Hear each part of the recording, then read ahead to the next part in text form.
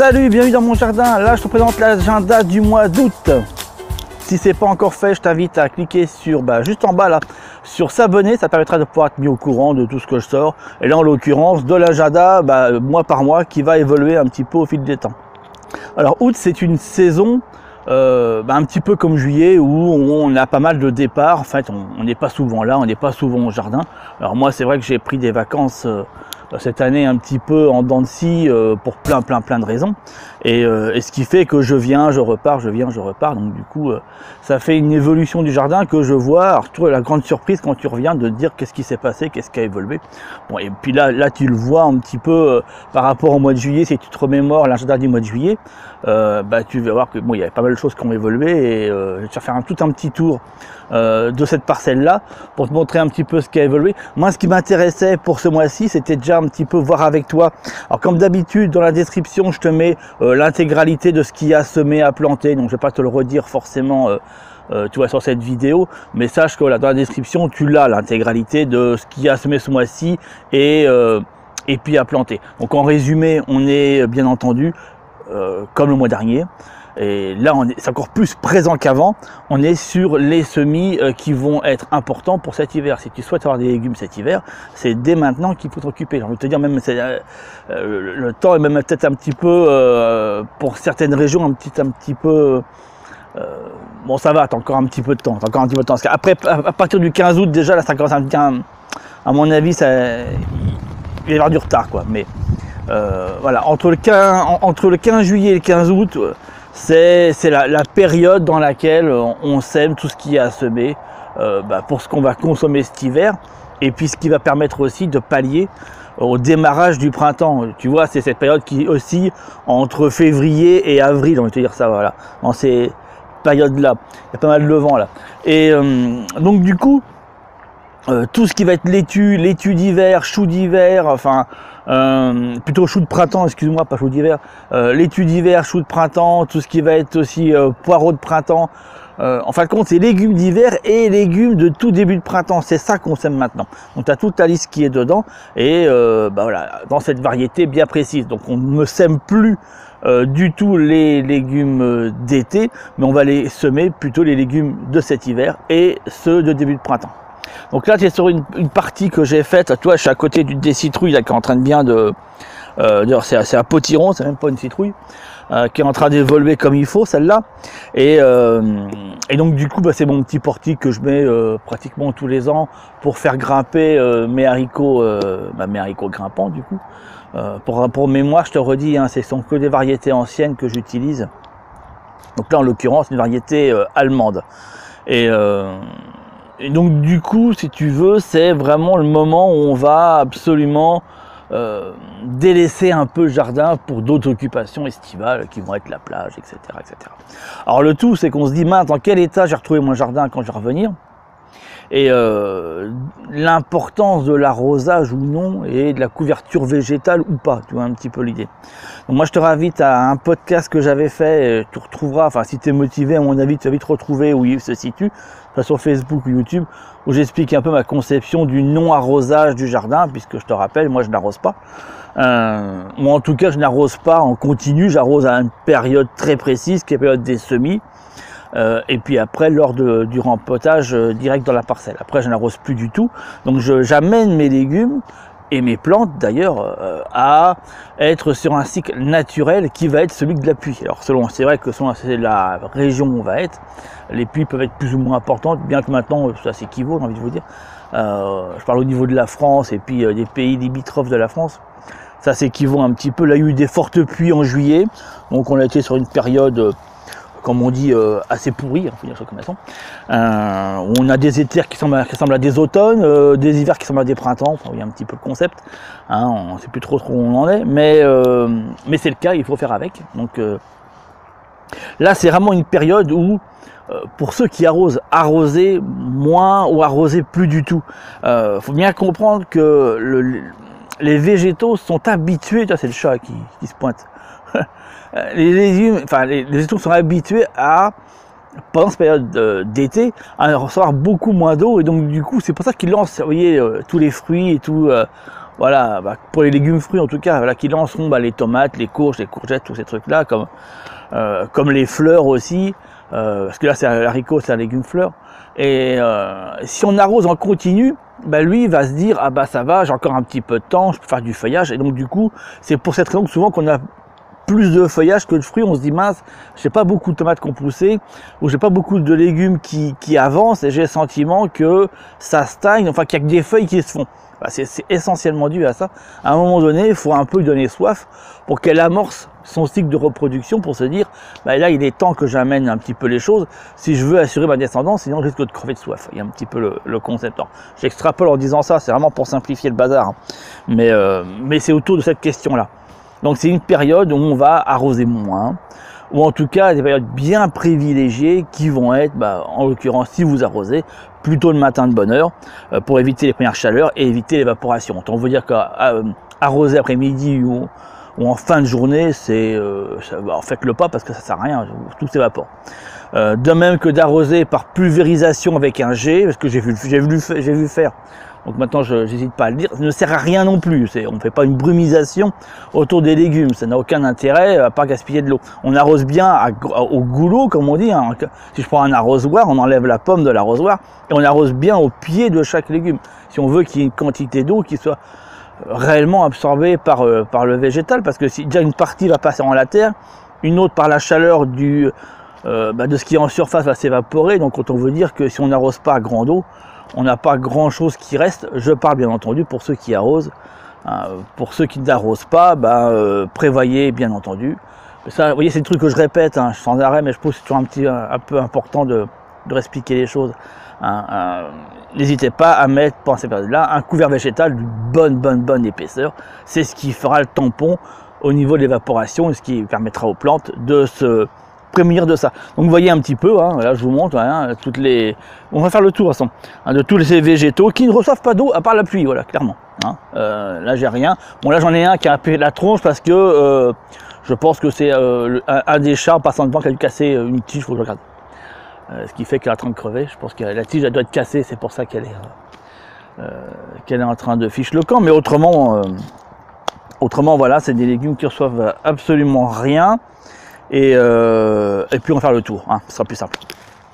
Je fais des redites, ça veut dire que là j'ai haricots et ce sont des potirons et puis courges qui sont là-dessus, avec la bourrache qui est la plante médicinale ici d'un côté, et de l'autre côté là-bas, je vais vous la montrer. Voilà, là j'ai la mélisse citronnée, celle qui est ici. Voilà, et à chaque fois, voilà. Donc c'est vraiment pour vous montrer à quel point j'associe les plantes médicinales, plantes aromatiques avec les légumes. Là vous avez les navets, regardez un peu. Donc là je sais pas si on va bien le voir, mais bon, c'est en train de bien pousser quand même. Bon, les quasi bons à récolter, avec des carottes, vous voyez, sur les côtés. Bien sûr mes choux, les petits pois, et puis les poireaux qui commencent à être pas mal. Et j'ai une redite sur le côté. Là ici, ce qui a un peu de mal à pousser, ça c'est l'absinthe, persil. Et puis après, c'est ce que je vais vous montrer maintenant. Là c'est toute ma parcelle de choux qui est ici, avec différents choux, plus la redite de carottes sur le côté, de petits pois. Et puis dans le fond, là-bas, j'ai la menthe. Ça, c'est la menthe odorante et menthe poivrée qui est là-bas. Et après, j'ai persil plat qui est ici. Vous voyez un peu comment ça se met en place. Alors là, j'ai un bazar qu'il faut que je vous explique. Là, c'est un pulvérisateur que j'utilise avec un élément qui s'appelle une décoction, que je vous montre là, qui est la décoction de Tennessee. Et ça va me permettre, ça me permet, là actuellement j'ai pas mal de pérites du chou qui sont en train de passer et qui pondent sous les feuillages. J'avais fait aussi un podcast qui explique cette question de la périte du chou et comment je la traite. Bah là en fait je vais vous montrer, là c'est plus de la théorie, c'est en pratique comment je mets ça en place, comment je gère ce ravageur qui, bah, je sais pas si on le voit sur cette image, mais a commencé à, je vous montrerai après en gros plan, bah, c'est tous les trous que vous voyez, il y en a eu quelques-uns, bon c'est pas énorme, là j'en ai pratiquement plus, mais vu qu'il retourne à nouveau, je vais quand même remettre un peu de produit dessus. Donc c'est un pulvérisateur qui est utilisé par ceux qui utilisent le Roundup, là vous voyez un petit peu. Bon c'est juste que moi je n'utilise pas ce produit pourri. Voilà, donc la décoction je la mets à l'intérieur, je l'utilise pure hein, en fait. Hein. Bon l'intérêt de celui-là c'est qu'il y a quand même on a un degré au niveau des barres qui sert à pas grand chose. En termes de pression je mène à 1 bar 5, ça vous donne à peu près une idée. Ça c'est pour les grandes théories comme on dit. Voilà. Et puis après, putain, je m'en mêle avec mes fils et mes machins. Voilà. Pas mal. Donc je suis vraiment sur au niveau du jet. Ça doit faire comme une petite brume en fait, c'est tout léger hein. Et j'insiste vraiment sur le dessous des feuilles en fait, je fais pas sur le dessus, ça sert à rien. C'est un petit coup en dessous des feuilles, ça fait une odeur qui va rester quand même quelques jours, hein, vous allez la sentir, à mon sens pas désagréable, mais bon. Mais ça a pour effet que bah, les papillons n'iront pas pondre en toute logique en dessous, si le dosage de cette décoction a été faite correctement. Sachez que sur la page Facebook de l'eau essence, la recette y est. Voilà. Donc en gros, ça me donne ça. Ouais, bon, c'est rapide, hein, c'est pas un truc qui te prend 3 heures logiquement. Hein. Tu fais un petit coup comme ça, un petit coup comme ça, hop. Bon, ça t'évite de perdre tous tes choux en l'espace de... Parce que si tu as une ponte qui s'est mise, le gros problème c'est que ça va partir, ça va partir vite. Hein. En l'espace d'une journée, tu peux perdre l'intégralité d'un chou. Hein, donc c'est quand même, surtout quand tu les vois tourner. En règle générale, ils ne tournent pas pour rien. Ils tournent parce qu'ils veulent aller chercher à pondre. Et moi j'en ai eu un, donc maintenant j'enlève.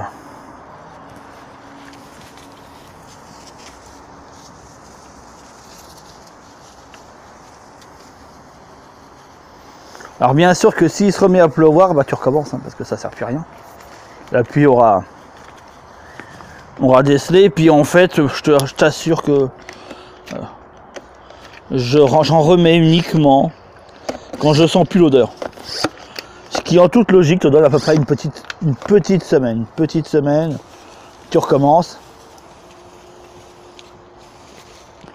Bon, tu n'utilises pas non plus 4 tonnes de produits, hein, tu vois, j'ai pas utiliser grand chose en définitif. Hop, c'est tout, voilà, ça suffit. Ça suffit. J'ai pas fait cela. Bon, alors là je peux vous donner un élément supplémentaire, c'est que ça plaît pas aux mouches. Donc ça plaît pas aux papillons et ça plaît pas aux mouches non plus.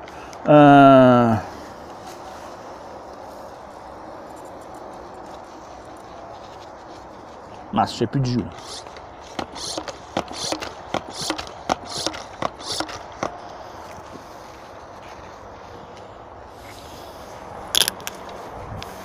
Donc voilà. On regarde bien en dessous, tu vois, en dessous de chaque feuille, voir s'il n'y a pas. Bon, à partir du moment où tu as mis ta décoction, tu as peu de chances que tu aies des pontes. Tu vois, j'en ai pas en fait, j'en ai pas une seule. Pourtant il tourne, hein.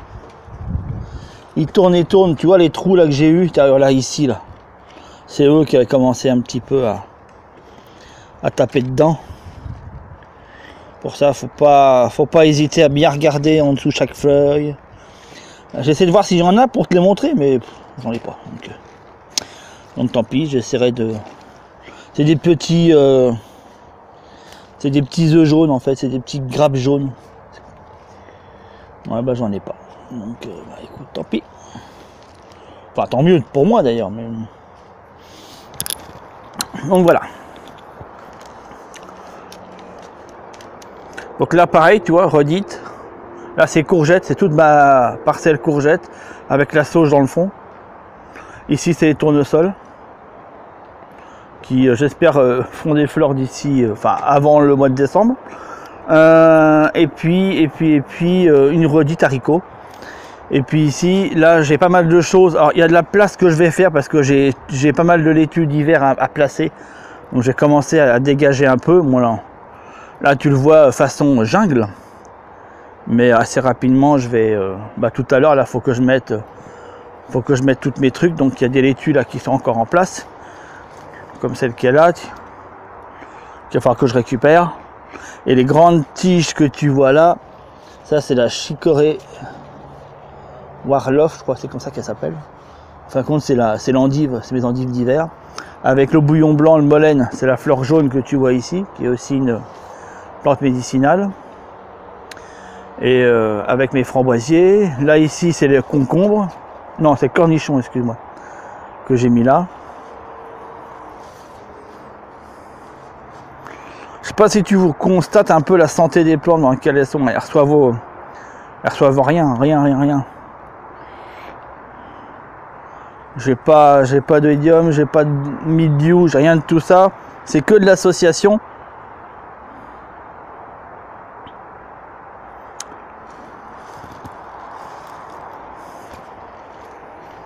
Après là, j'ai mis mes caisses parce que j'ai commencé à en récolter. Ça c'est mon souci officinal que je récolte. Je te montre un peu comment je fais, tiens, comme ça. Tu vois, je cueille le bouton floral comme ça. Et après je le mets à sécher. Et ensuite je récupère les petits pétales. Voilà. Ça c'est mes graines. Donc là c'est la 4 saisons que je laisse monter en graines. Là j'ai du millepertuis, les petites fleurs jaunes que tu vois là, juste là.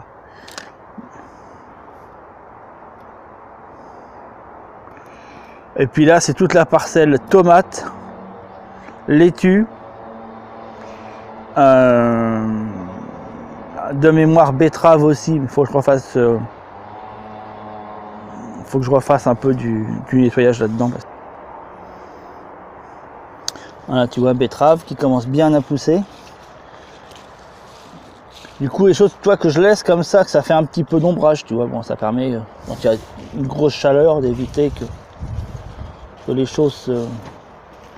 Bon, quand c'est pas non plus une gêne pour la plante, faut pas non plus que ce soit une gêne pour celle d'en dessous. Ça, c'est ma lavande officinale. Celle qui est ici, que tu vois là. Après, celle que tu vois là, c'est l'armoise. Et puis ça, c'est les capucines et les fleurs rouges là.